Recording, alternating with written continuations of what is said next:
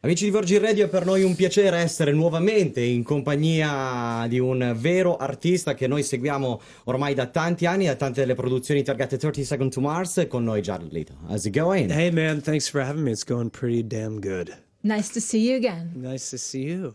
Talking about the title, this is quite more positive than This Is War. It talks about love and what the hell are you doing? This is faith, I think. It's called the magic. Are you in trick. love right now? Yes. Can read. I am in love. I will admit it right now with pasta fagioli. No, I'm not. Be careful about the collateral. What about you? Are you in love? Yeah, I am. You are? I am. You have a boyfriend? I'm married. Are you married? Yeah, I'm married But because... hold on, you're married and still in love? Congratulations. Thank you. That's fantastic. This is the real magic. Because that's the because you magic. didn't call me back, so I got married with someone else. Hey, at least you know you settled. That's all that matters.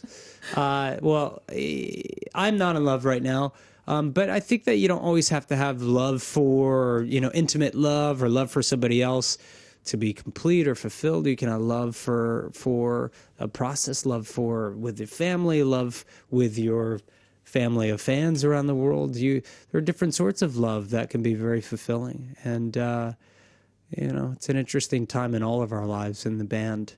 And, we're excited about starting this new chapter, that's for sure. What about the exact opposite of what you said right now? I mean, with what happened last week in Boston, as an important person like you are, do you feel like the responsibility of talking or taking a step on something like that? No, I don't. I think sometimes it's better just to keep your mouth shut, and send your thoughts and prayers in a horrible situation like that. Just because you may be in the public eye doesn't mean your opinion counts for much of anything at all. So I never really assume that what I have to say matters very much to anyone. I like to create things and share what I create with the world in terms of art, music, design, film, whatever it is.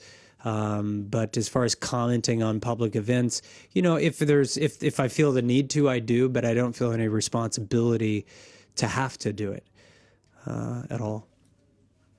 Also talking about maybe raising money for something like that. I mean, so many artists from that area raise money for victims and stuff like that.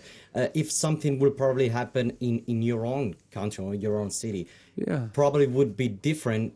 I don't know. I feel like, when it happened in Boston, we were sending out information about to our followers on social media about blood donations, but they got so many people so quickly they didn't need any more.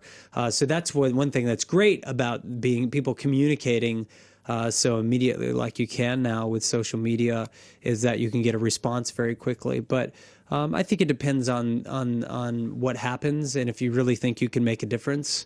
I was really involved with the Obama re-election campaign. And spent some good time, energy, and effort making sure that the right person ended up in the White House. And I was passionate about that, but who knows if I'd ever get involved again. It would depend on the person, the candidate. Some songs from the album would be very suitable for a soundtrack. Which kind of movie do you think it would be perfect for your songs? I think some of these songs could be great in a David Fincher movie.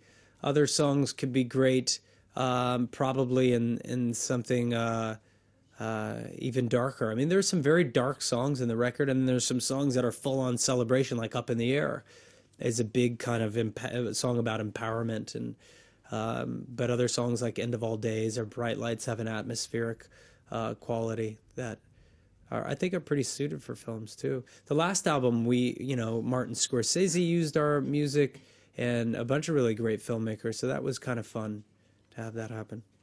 How much has changed, if it's changed, your approach with technology in the songwriting moment? I don't think technology has changed our approach at all.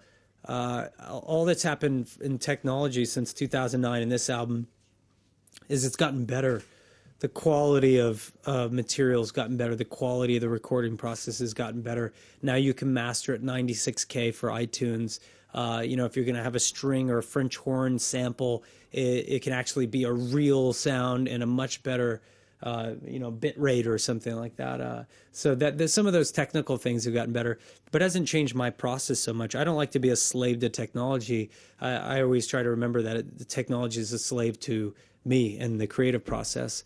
So we try to keep things as organic, real, and authentic as possible. Why did you choose Damien Hirst for the artwork? Because I like his work, and I thought it was the representative of where we're at.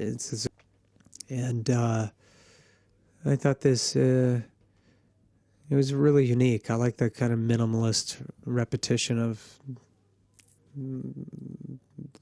first of all, the shape, the image itself, and the limitless possibilities. I mean, he's a guy that really is all about dreams, He's about making his wildest dreams. Yeah, but still, I mean, it's about taking ideas and making them reality. So I think we have that in common in quite a deep way. So escape from the reality from a moment. Like you said that technology should be just an instrument for you. Yeah. And does help you maybe with the songwriting, but it does not have to be that important. And if you have to think like 30 Seconds to Mars without technologies, and like you have to put 30 Seconds to Mars in one golden age of rock music, which age will be? Oh, I think the 70s. Yeah, I think the 70s, because they got, we have, it's not like we ever make a pop album, there's always more to it.